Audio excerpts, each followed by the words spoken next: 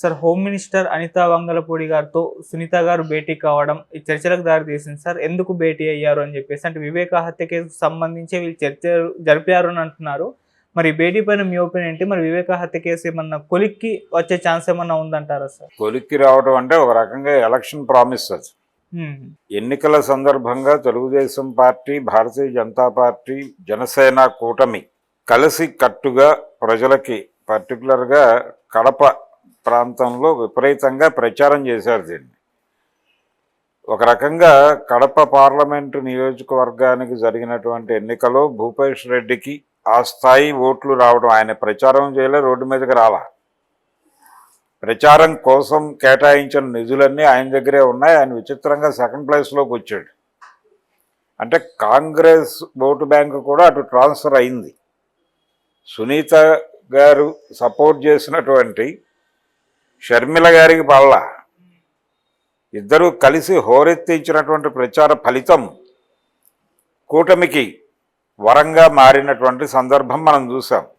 అందుకని కూటమికి నైతిక బాధ్యత ఉంది. ఇప్పుడు వివేకానందరెడ్డి హత్య కేసు పరిష్కరించాల్సిన నైతిక బాధ్యత కూటమి మీద ఉండటం చేత ఆవిడ గత 4-5 నెలలుగా ఎక్కడ కనబట్టలేదు. ఎన్నికలు అయిపోయిన ప్రచారం ముగిసిన తర్వాత సునీతారెడ్డి గారు స్క్రీన్ మీద నుంచి మాయమైపోయారు. ఆవిడ ఎక్కడా కనిపించడం లేదు. అంటే ఏదైనా బలమైనటువంటి హామీ దొరికిందా? చంద్రబాబు నాయుడు గారు నేను చూసుకుంటానని ఏదైనా హామీ ఇచ్చాడా? ఆ హామీ మేరకు నిజంగానే పని జరుగుతుందా? నిజానికి జగన్మోహన్ రెడ్డి గారు కూడా, ఇది ఎప్పుడు జరిగింది? 2019 మార్చి నెలలో జరిగింది ఈ హత్య. జరిగినప్పుడు నేను చూసుకుంటాను, మీరెవరు టెన్షన్ పడద్దు అనే మాట అన్నాడు ఆయన. ఎవరు? జగన్మోహన్ రెడ్డి. అన్న తర్వాత వాళ్ళు పట్టించుకోక వదిలేసి సిబిఐ దర్యాప్తు అని సిబిఐ దర్యాప్తుకి వాళ్ళు వస్తే వాళ్ళని అరెస్ట్ చేసేటువంటి పరిస్థితి. కడపలో అవినాష్ రెడ్డి ఆ కేసులో 7వ ముద్దాయిగానో 8వ ముద్దాయిగానో ఉన్నటువంటి అవినాష్ రెడ్డిని వాళ్ళు క్వశ్చన్, ఆయన తండ్రి జైల్లో ఉన్నాడు. ఈ కేసులో అప్రూవర్స్ ఉన్నారు. వీళ్ళు బయటకు వచ్చి టీవీ చర్చల్లో పాల్గొంటున్నారు అప్రూవర్స్. వాళ్ళెవరిని ఎవరు అడ్డుకోలే. పెరోల్ మీద ఉన్నటువంటి వాళ్ళు, బెయిల్ మీద ఉన్నటువంటి వాళ్ళు మీడియాలోకి వచ్చి మాట్లాడితేనే కోర్టు, జైలు అధికారులు, జైలు డిపార్ట్మెంటు వీళ్ళందరూ నెగిటివ్గా చూసి వాళ్ళకి ఇచ్చిన పెరోలు లేకపోతే వాళ్ళకి ఇచ్చిన బెయిలు క్యాన్సిల్ చేసిన సందర్భాలు ఉన్నాయి. వీళ్ళు అప్రూవర్గా మారిపోయి బయటకు వచ్చేసి మీడియాలో కూర్చుని ఎవరి మీద పడితే వాళ్ళ మీద దాడి చేస్తూ మాట్లాడారు. దస్తగిరి అండుకో. ఇక్కడి నుంచి రకరకాల అనుమానాలు ఉన్నాయి. వైసీపీకి ఉండే అనుమానాలు వైసీపీకి ఉన్నాయి. ఈ హత్య మేము చేయలేదు, అది చేసిన వాళ్ళు ప్రధానంగా కాన్స్పరసీ ఎక్కడి నుంచి జరిగింది, బ్రెయిన్ బిహైండ్ ఎవరు అనేది నర్రెడ్డి రాజశేఖర రెడ్డిని చూపిస్తూ అట్నుంచి ఒక విమర్శ మొదలైంది. ఎట్నుంచి? ఇప్పుడు వైసీపీ అంటున్నాం, అప్పటి కుటుంబం అన్నగారి నుంచి, అన్నగారి ఆత్మీయ తమ్ముడు అవినాష్ రెడ్డి నుంచి ఈ విమర్శ వచ్చింది. ఆయన ఎన్నికల ప్రచారంలో డయాస్ మీద చాలా ఓపెన్గానే అవినాష్ నిర్దోషి అని ప్రకటించాడు జగన్మోహన్ రెడ్డి గారు. ఇది ఒక యాంగిల్ ఈ కేసులో. వాళ్ళు కూడా ఆ రోజున మేము కేసు సత్వర పరిష్కారం చేస్తాము అధికారంలోకి వస్తే అనే చెప్పారు. చేయకపోగా నెగిటివ్గా మారింది విషయం. సిబిఐ వాళ్ళని బెదిరించి పంపించేశారు ఇతన్ని, వాళ్ళ మదర్ హాస్పిటల్లో ఉందనే కారణం చేత. ఇవన్నీ ప్రచారం చేసి కదా జగన్మోహన్ రెడ్డి మీద బురదేసి మీరు గెలిచింది. అందుకని ఇప్పుడు ఆ కేసుని పాజిటివ్ ఆర్ నెగిటివ్ ఏమిటి వాస్తవం అనేది బయటకు తీయాల్సిన అవసరం ఎప్పుడైనా ఉంటుంది. ఆ రోజున ఉంది, ఈ రోజున ఉంది. ఎందుకు ఈ కేసులో తాత్సారం జరుగుతోంది అనేది నిజంగానే ప్రశ్న, ప్రజలను వేధిస్తున్న ప్రశ్న. ఇది సీరియస్గా ప్రోబ్ చేసి ఒకవేళ నర్రెడ్డి రాజశేఖర రెడ్డి ప్రోద్బలంతో జరిగిన హత్య ఇది, లేకపోతే సునీత గారికి తెలిసి తమ మీద నేరం రావడానికి బట్ట కాల్చి అవతల వాళ్ళ మీద వేసే ప్రయత్నం చేస్తోందా, నిజంగానే అవినాష్ రెడ్డికి ప్రమేయం ఉందా? ఎందుకంటే వారి కుటుంబం నుంచే అరెస్ట్ జరిగి ఉంది. అక్కడ వారి తండ్రి గారు జైలుకి వెళ్ళి ఉన్నారు ఈ కేసులో. ఆయన్ని గైడ్ చేయటంలో జగన్మోహన్ రెడ్డి పాత్ర ఉంది అనేది ఈ అప్రూవర్గా మారిపోయినటువంటి దస్తగిరి దగ్గర నుంచి మొదలు పెడితే దాదాపు 2-3 ఆ వ్యాఖ్యానం చేసున్నారు. రెండోది కిచెన్ క్యాబినెట్ నుంచి జరిగిన మర్డర్ అనే ప్రచారం ఒకటి నేరుగా ఎక్కడో చోట షర్మిల గారు సునీత గారు యాక్సెప్ట్ చేసి బయటకు వదిలిపెట్టినటువంటి ఒక సమాచారం. అంటే కిచెన్ క్యాబినెట్ అంటే భారతీరెడ్డి గారు ఆవిడ ప్రమేయంతో జరిగింది. ఆవిడకి అవినాష్ రెడ్డికి మధ్య కుదిరినటువంటి ఒక ఒప్పందము, దానిలో నుంచి జగన్మోహన్ రెడ్డిని ఇన్ఫ్లుయెన్స్ చేయించి ఈ హత్యకి ఒక పథక రచన జరిగింది అనేది ఒక కథనం ఎస్టాబ్లిష్ అయి ఉంది. దాని ఆధారంగా అనేక స్కిట్లు, ఒక 2-3 సినిమాలు తీశారు వాళ్ళు. కూటమిని నమ్ముకున్నటువంటి కళాకారుల బృందాలు, రాజకీయ అంటే వాళ్ళు ముద్రేస్తున్నారు ప్యాకేజీ జర్నలిస్టులు అని. ఆ ప్యాకేజీ జర్నలిస్టులు ఈ వార్తలను ప్రచారం చేశారు. అలాగే వాళ్ళ ప్రోద్బలంతో సినిమాలు తీసినటువంటి వాళ్ళు, రాజధాని ఫైల్స్ అనే సినిమా కావచ్చు, లేకపోతే వివేకం అనే సినిమా కావచ్చు, ఆ సినిమాల ద్వారా భారతీరెడ్డి గారి రోల్ చాలా పెద్దది దీనిలో అనేది ప్రచారం చేశారు. ఇప్పటికీ ఆ ఫ్యామిలీలో భారతీరెడ్డి గారికి ఉన్నటువంటి రిలేషన్స్ మీద నెగిటివ్ వీడియోస్ చాలా పోస్ట్ అవుతున్నాయి. కాబట్టి ఇప్పుడు ఇందులో ఏమిటి అనేది, ఒకవేళ కూటమి ప్రభుత్వం ఈ కేసును సీరియస్గా తీసుకుంటే, అంటే వివేకానంద రెడ్డి గారి డాటరు హోంమంత్రిని కలవటం అనే విషయం ముందే చంద్రబాబుకు తెలుసా అని ఒక డౌట్ ఇప్పుడు. ఎందుకంటే ఆయన కలెక్టరల్ కాన్ఫరెన్స్ సందర్భంగా ఇతర అధికారులతో మాట్లాడిన సందర్భంగా ఈ వివేకా కేసును తొందరగా తేల్చాల్సిన అవసరం ఉంది అని ఒక మాట వాడాడు. ఎందుకు వాడాడు, ఇవి వస్తుందని తెలుసా ఆయనకు ముందే అనేది ఒకటి గమనించాల్సిన వ్యవహారం. ఈ కేసుని అడ్డం పెట్టుకుని రాజకీయం చేశారు, బాగానే ఉంది. ఇది క్లారిటీ వచ్చేస్తే ఏంటి పరిస్థితి, ప్రత్యర్థిని పూర్తిగా నిర్మూలించే స్థాయి కెపాసిటీ ఈ కేసుకు ఉంది అనుకుంటే ఆ అడుగు ముందుకు వేసేస్తారు. లేదు ఇది బూమరాంగ్ అయ్యే ప్రమాదం ఉంది అనుకుంటే సాచివేత ధోరణిలో దాన్ని అలా బతికించి దాని మీద ఎన్ని సంవత్సరాలైనా పంట తీసుకునే ప్రయత్నం చేస్తారు. ఇది రాజకీయ నాయకుల లక్షణం.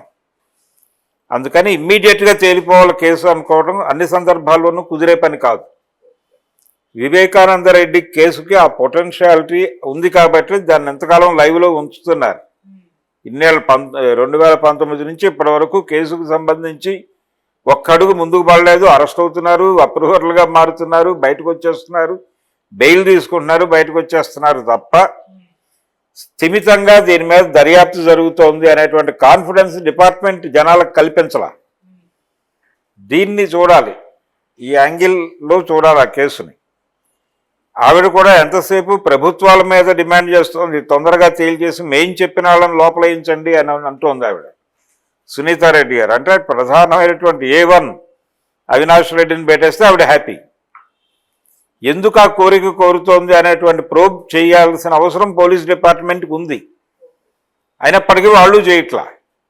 ఎవరెవరిని అరెస్ట్ చేయాలని డిమాండ్ చేస్తున్నారు, వాళ్ళతో వీళ్ళకున్న ఘర్షణలు ఏంటి, గొడవలు ఏమిటి, నిజంగానే వాళ్ళు ఆరోపిస్తున్నట్టుగా లేకపోతే బయట సోషల్ మీడియాలో ప్రచారం జరుగుతున్నట్టుగా వైఎస్ భారతీరెడ్డి గారికి కూడా ప్రమేయం ఉందా అవినాష్ రెడ్డితో పాటు దీనిలో అనేది విడిగా ప్రోబ్ చేసుకోవాలి. ఎవరికి వాడు ప్రోబ్ చేయాల్సినటువంటి అంశంగా మార్చేశారు దాన్ని. ఇంత గందరగోళం ఉంది ఆ కేసులో. ఇప్పుడు ఆవిడ వచ్చి హోంమంత్రి గారిని కలిసి మేం చెప్తున్న వాళ్ళు నేరస్తులు, వాళ్ళని అరెస్ట్ చేసేయండి అంటే చేస్తే కుదరదు.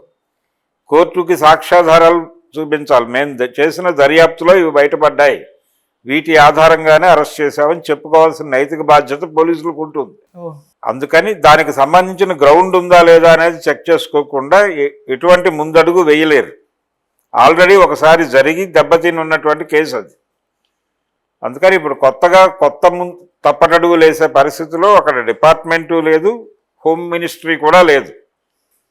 అయినప్పటికీ ఇందులో ఒక పాజిటివ్ కోణం చూస్తున్నారు వాళ్ళు.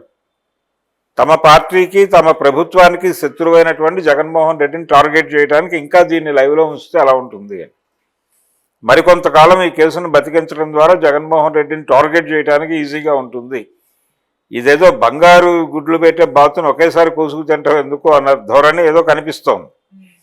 ఆవిడ తీసుకుని మేము పరిశీలిస్తామని చెప్పడము ఇదంతా చూస్తే ఎందుకు క్లియర్గానే ఉంది కదా. ఆవిడ స్పష్టంగా చెప్పింది, మేము దాదాపు నిన్న ఈయన కూడా అలాగే అనుకూలంగానే వ్యవహరిస్తున్నాడు. ఎవరు అవినాష్ రెడ్డి అలాగే ఆయన ఇతర అనుచరులు వాళ్ళు బయటకు మాట్లాడుతున్న అనేక విషయాలు వీళ్ళు చేస్తున్నటువంటి ఆరోపణలకు అనుకూలంగానే ఉన్నాయి. మరి ఎందుకని వాళ్ళని అరెస్ట్ చేయట్లేదు వెళ్ళి? ఇటీవల కాలంలో అంటే అధికారం కోల్పోయిన తర్వాత, వైసీపీ అధికారం కోల్పోయిన తర్వాత అప్రూవర్లుగా మారిపోయినటువంటి దస్తగిరి వీళ్ళు మాట్లాడుతున్న మాటలకి కౌంటర్ ఇచ్చే ప్రయత్నంలో భాగంగా అవినాష్ రెడ్డి ఆయన అభిమానులు ఆయన కుటుంబ సభ్యులు మాట్లాడుతున్నటువంటి మాటల్లో కూడా చాలా ఆధారాలు లీక్ అవుతున్నాయి. వాటి ఆధారంగా కూడా ప్రోబ్ చేయొచ్చు. వాళ్ళని అరెస్ట్ చేసి, బాబు నువ్వు ఇలా మాట్లాడావు బలానా వీడియోలో ఏంటి పరిస్థితి అని నిలబెట్టి అడిగేటువంటి ఆధారాలు వస్తున్నాయి బయటికి. కానీ ప్రోబ్ ముందుకెళ్తున్నటువంటి పరిస్థితి కనబడటం లేదు. అయితే ఆవిడ ఒక మాట అంది, అనిత గారు, సిబిఐ చేతిలో ఉంది కేసు, అయినప్పటికీ మేము మా వంతు కృషి చేసి ముద్దాయిలను అరెస్ట్ చేసేటువంటి దిశగా మేము మా వంతు సహకారం సిబిఐకి అందజేస్తాము అని ఒక హామీ ఇచ్చారు ఈవిడికి. ఆవిడ కూడా ఆ హామీని స్వీకరించి వెళ్ళిపోయారు. చంద్రబాబు నాయుడు గారు జరిగినటువంటి కలెక్టర్ల కాన్ఫరెన్స్లో కూడా దీన్ని ప్రస్తావించాడు. ఎందుకంటే పోలీసు ఉన్నతాధికారులు కూడా ఉన్నారు అక్కడ. వివేకా హత్య కేసులో పురోగతి ఏమిటి అని ఆయన స్పష్టంగా అడిగాడు. కాబట్టి ఏదో కదలిక మొదలవుతుంది. ఇది ఎలక్షన్ ప్రామిస్గానే చూస్తున్నారు వాళ్ళు. ఎలక్షన్ ప్రామిస్గానే ప్రపంచం కూడా చూస్తోంది.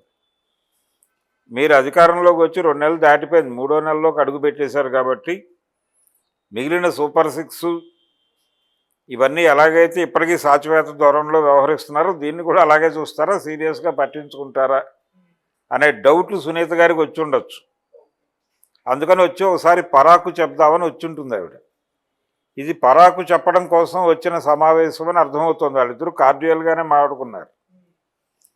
ఆవిడ బయటకు వచ్చి మీడియా ముందు దుమ్మెత్తిపోయటం అనే కార్యక్రమం ఇంతకుముందు జరిగేది, ఈసారి జరగల. జస్ట్ లీక్ మాత్రమే అయింది తప్ప ఆవిడ బయటకు వచ్చి ప్రభుత్వానికి నేను ఇది చెప్పాను, ఇది ఏ మేరకు జరుగుతుందో అనుమానాస్పదమే అని మాట్లాడాల. స్టిల్ హోప్ ఉంది ఆవిడకి. ఆ హోప్ ఉండటం అనేది ఈ కేసులో ఒక వీళ్ళకి ఉండేటువంటి ఒక పాజిటివ్ టోన్. ఇది నెగిటివ్ టోన్గా మారేదాకా తెచ్చుకుంటారా లేకపోతే సెటిల్ చేసేస్తారా? రెండోది, అవతల వాళ్ళ క్లెయిమ్స్ ఉన్నాయి. నరేంద్ర రాజశేఖర రెడ్డి జయించాడు ఈ హత్య అనటానికి వాళ్ళ దగ్గర ఉన్న సాక్ష్యాలతో వాళ్ళు